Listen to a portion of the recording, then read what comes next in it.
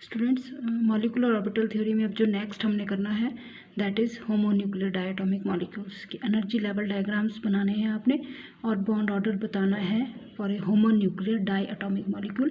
As the name suggest, homo means same, मतलब दो same atoms के बीच में जो मॉलिक्यूल बन रहा है that is called homonuclear diatomic molecules, दो सेम एटम्स के बीच में। जैसे फॉर एग्जांपल नाइट्रोजन मॉलिक्यूल, ठीक है। तो जब हम नाइट्रोजन मॉलिक्यूल की बात करेंगे स्टूडेंट्स, तो you can see here are 2 nitrogen atom, ठीक है। अगर हम एक नाइट्रोजन एटम की बात करते हैं तो electronic configuration is, atomic number is 7 and electronic configuration is 1s2 2s2 2p3।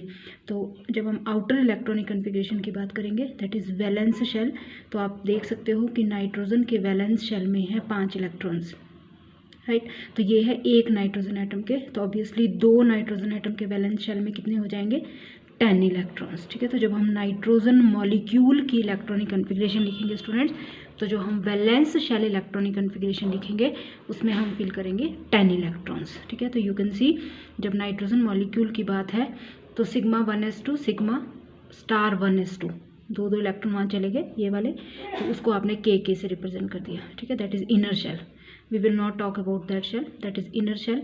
तो हमने भरने हैं वैलेंस इलेक्ट्रॉन्स जो हैं 10, तो ये स्टार्ट होंगे sigma 2s2 sigma star 2s2।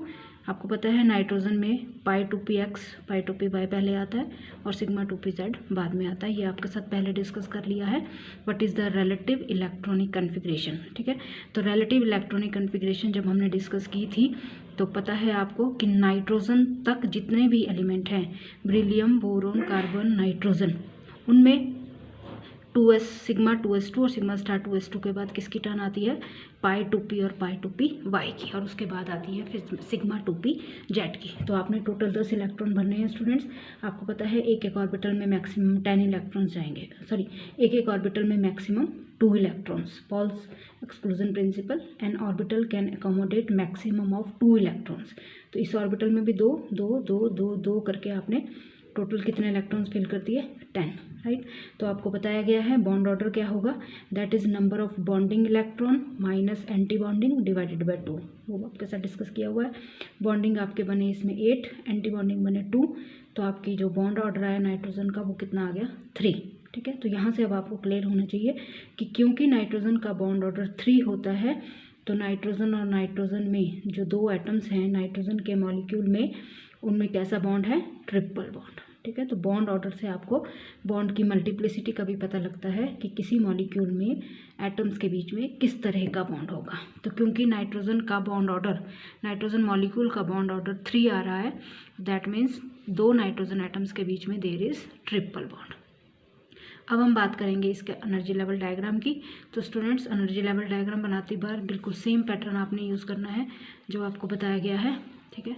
तो आपने कैसे बनाना है energy level diagram, you can सी आपके साथ जो एक जनरल सा डिस्कस किया हुआ है उसी के हिसाब से आप बनाओगे। बस आपने क्या करना है, इनर शेल को रहने देना है, हम आउटर शेल से बात करेंगे। ये एक नाइट्रोजन एटम, ये दूसरा नाइट्रोजन एटम, नाइट्रोजन की कन्फिग्रेशन है 2s2 2p3, 2s एक नाइट्रोजन के 2s 2 नाइट्रोजन के, ठीक है। ये दोनों नाइट्रोजन और बीच में molecule, molecule means nitrogen molecule, ठीक है। तो नाइट्रोजन मॉलिक्यूल में 2s sigma 2s sigma star 2s, bonding नीचे एंटी बॉन्डिंग ऊपर। ये ध्यान रखना है कि जितने लेवल से बॉन्डिंग्स आर स्टेबलाइज्ड उतने ही लेवल से एंटी बॉन्डिंग आर डिस्टेबलाइज्ड। तो ये ट्राई करनी है कि ये जो दोनों लाइंस हैं ये ऑलमोस्ट इक्वल जैसी बनानी है, क्योंकि ये जितना स्टेबल है ये उतना ही अनस्टेबल बाय सेम अमाउंट, ठीक है। उसके बाद आप 2p की बात करेंगे, 2px 2py 2pz, नाइट्रोजन एक नाइट्रोजन का, उस तरह से दूसरे नाइट्रोजन का 2px 2py 2pz, ठीक है। दोनों सेम लेवल पे बनाने हैं क्योंकि बोथ आर नाइट्रोजन एटम्स। बीच में मॉलिक्यूल, मॉलिक्यूल में पाई 2px और पाई 2py, आपको बताया गया है कि इन दोनों की एनर्जी सेम होती है, दे आर डीजनरेट, ठीक है। तभी यहाँ इक्वल का साइन लगता है, तो ये दो सेम बनेंगे, पाई 2px पाई 2py। कितने कितने इलेक्ट्रॉन हैं दोनों में, 2 2। उसके बाद ये भी बॉन्डिंग है, सिग्मा 2pz में भी 2। उसके बाद शो कर सकते हो आप pi star 2px pi star 2py and sigma star 2pz, but they are vacant, ठीक है। क्योंकि आपने देख लिया कन्फिग्रेशन में आपके पास सिर्फ 2 इलेक्ट्रॉन्स लास्ट में जाएंगे सिग्मा 2pz में, ठीक है। तो this is very simple energy level diagram. एक साइड को देख नाइट्रोजन एटम, दूसरे साइड को दूसरा नाइट्रोजन एटम, बीच में मॉलिक्यूल, ये एटम के ऑर्बिटल्स, एटॉमिक ऑर्बिटल्स, और बीच में molecular orbital in the increasing order. Sigma 2s, sigma star 2s, pi two P X, pi two P Y की सेम एनर्जी होती है, दे आर डिजनरेट। फिर उसके बाद सिग्मा 2p z, फिर pi star 2px, pi star 2py, again same energy के होते हैं but here they are vacant, then sigma star 2pz। This is all about energy level diagram of nitrogen molecule. Students, अगर आपकी books में और भी examples दिए हैं तो मैंने आपको सबसे मतलब इस तरह से एग्जाम्पल कराया जो एग्जाम में भी आ सकता है, ठीक है। इस तरह से जैसे बेरिलियम का भी दिया है, बोरोन का भी दिया है, कार्बन का भी दिया है मॉलिक्यूल, तो आप इजीली उनकी कन्फिग्रेशन लिख सकते हो, एनर्जी लेवल डायग्राम भी उनका बना सकते हो, ठीक है। तो this is all about homonuclear diatomic molecule that is nitrogen. इसी में अगर हम नेक्स्ट बात करेंगे स्टूडेंट्स, ऑक्सीजन की बात करते हैं, पढ़ा भी है आपने प्लस 2 में भी, ठीक है। तो अब हम अगर ऑक्सीजन की बात करते हैं स्टूडेंट्स, तो जब ऑक्सीजन मॉलिक्यूल की बात है तो 2 ऑक्सीजन के एटम हैं, कन्फिग्रेशन है 1s2 2s2 2p4। एक ऑक्सीजन एटम के आउटर मोस्ट शेल में कितने इलेक्ट्रॉन्स हैं? 6, क्योंकि इनर शेल की बात नहीं करेंगे, हम बात करेंगे वैलेंस शेल की। तो कितने हो गए टोटल? 12 valence electrons.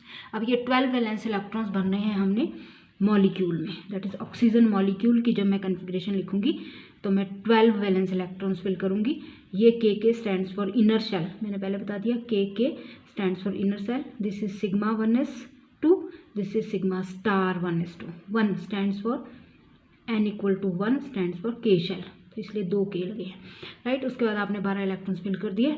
आपको बताया गया था जब रिलेटिव एनर्जी डायग्राम बताया गया था कि ऑक्सीजन और फ्लोरीन के केस में सिग्मा 2pz की एनर्जी कम होती है, पाई 2px और पाई 2py की ज़्यादा होती है। तो बस ये आपने ध्यान रखना है कि जब आपने कन्फिग्रेशन लिखनी है तो ध्यान से लिखनी है। बस जब आपको एक बार कन्फिग्रेशन लिखनी आ गई, you can easily calculate the bond order, you can draw the energy level diagram. तो ये हमने पहले डिस्कस कर लिया है कि ऐसा क्यों होता है ऑक्सीजन और फ्लोरीन में, ठीक है।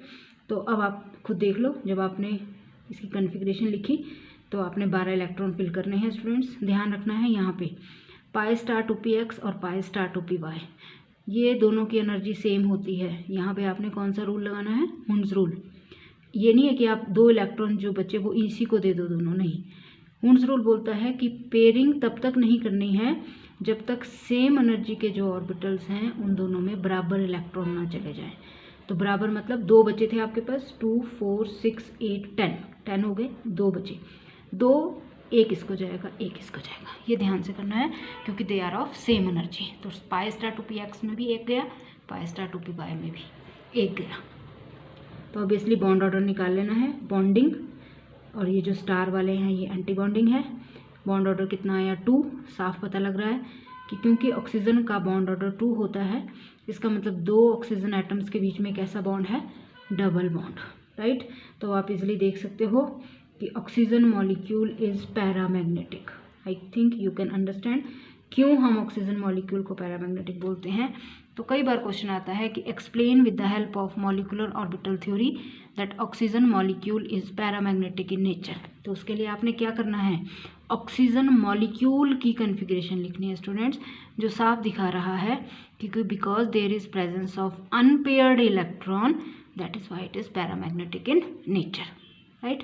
बॉन्ड ऑर्डर आ गया 2। अब बनाएंगे हम एनर्जी लेवल डायग्राम स्टूडेंट्स। तो एनर्जी लेवल डायग्राम बिल्कुल उसी तरह से बनाना है आपने जैसे आप बनाते हो, एक ऑक्सीजन एटम, दूसरा ऑक्सीजन एटम, बीच में मॉलिक्यूल। 1s की बात नहीं करेंगे हम बात करेंगे 2s की। 2s में 2 हैं दोनों में, और ये बीच का मॉलिक्यूल का, ठीक है। तो 2s, ये दूसरा ऑक्सीजन एटम का 2s, कन्फिग्रेशन 2s2 2s2, और ऑक्सीजन मॉलिक्यूल में sigma 2s2 sigma star 2s2। वो आपने कन्फिग्रेशन देखी, बॉन्डिंग की एनर्जी कम होती है, they are stabilized, anti bonding are destabilized, ठीक है। तो वो उनके ऊपर, इनके नीचे। उसके बाद आ जाओ वो आप 2p पे। 2p में जब ऑक्सीजन की बात है, 2px2 में 2, y में 1, z में भी 1, इसमें भी 2x में 1, y में 1, z में, तीनों की एनर्जी सेम होती है। जब एटॉमिक ऑर्बिटल की बात है, ठीक है, all are 3 they are degenerate. लेकिन जब मॉलिक्यूल की बात है तो आपने जो डायग्राम बनाना है वो बनाना है अकॉर्डिंग टू कन्फिग्रेशन। और कन्फिग्रेशन बोलती है कि स्टार 2s2 के बाद किसकी टर्न आ रही है? सिग्मा 2pz की। तो पहले सिग्मा 2pz बनाना है, फिर पाई 2px और पाई 2py, ठीक है, क्योंकि दोनों सेम एनर्जी के हैं तो डीजनरेट, सेम एनर्जी के। लेकिन इससे इनकी एनर्जी ज़्यादा है तो ये ऊपर ये नीचे, लेकिन दोनों ही क्या है ये बॉन्डिंग, ठीक है। तो ये बन गया आपके 2 इसमें चले गए, 2 इसमें चले गए। उसके बाद अब आ गई पाई स्टार 2p x और पाई स्टार 2p y। ये एंटी बॉन्डिंग है, ऊपर गए एक एक, राइट। और sigma star 2pz is vacant, तो उसमें हमने कोई इलेक्ट्रॉन नहीं दिखाया, ठीक है। तो ये है आपका energy level diagram for oxygen molecule, right students.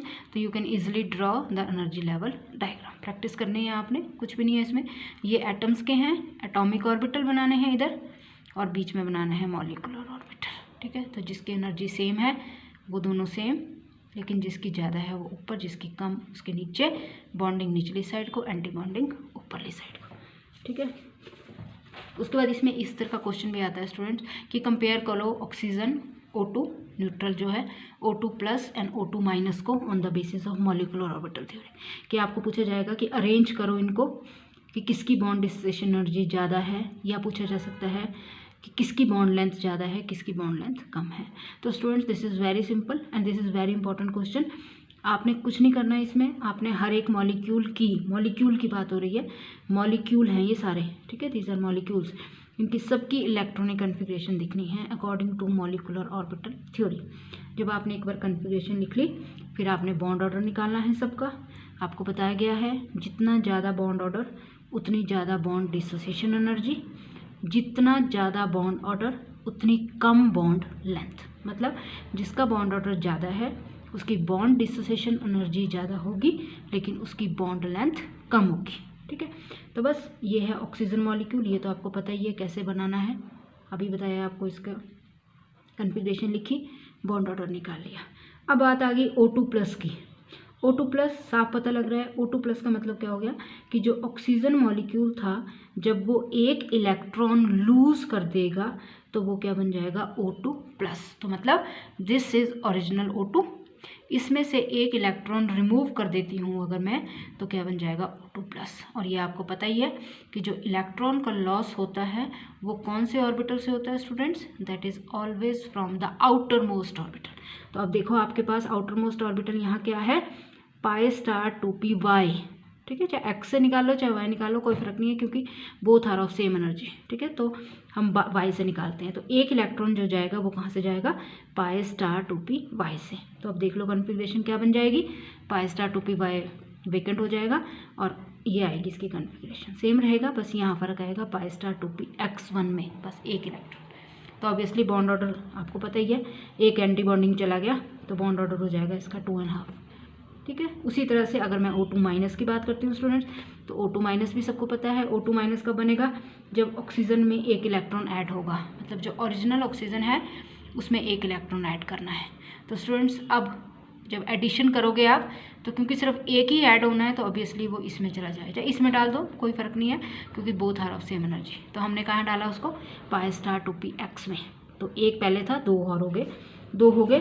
तो अब आपकी कन्फिग्रेशन बन गई ये O2 माइनस में sigma 2s2, sigma star 2s2, sigma 2pz, sorry this is sigma 2pz2, pi 2px2, pi 2py2, pi star 2px2 हो जाएंगे, और पाई स्टार 2py में एक जो ओरिजिनल था। बॉन्ड ऑर्डर निकाल लो, आपके पास आ जाएगा 1.5। तो अब आपने देख लिया स्टूडेंट्स किसका कैसे बॉन्ड ऑर्डर आया, O2 का आया 2, O2 प्लस का आया 2.5, O2 माइनस का आया 1.5। तो आप बता सकते हो जिसका बॉन्ड ऑर्डर ज़्यादा उसकी बॉन्ड डिसोसिएशन एनर्जी ज़्यादा, जिसका बॉन्ड ऑर्डर ज़्यादा उसकी बॉन्ड लेंथ कम, ठीक है। तो मतलब बॉन्ड लेंथ किसकी ज़्यादा होगी, जिसका बॉन्ड ऑर्डर सबसे कम होगा।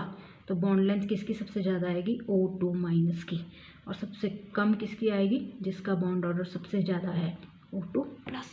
तो this is very simple, molecular orbital theory के बेस पे बॉन्ड ऑर्डर निकालो और आप इजीली बता सकते हो कि किसकी बॉन्ड डिसोसिएशन एनर्जी ज़्यादा होगी, किसकी बॉन्ड लेंथ ज़्यादा होगी, राइट।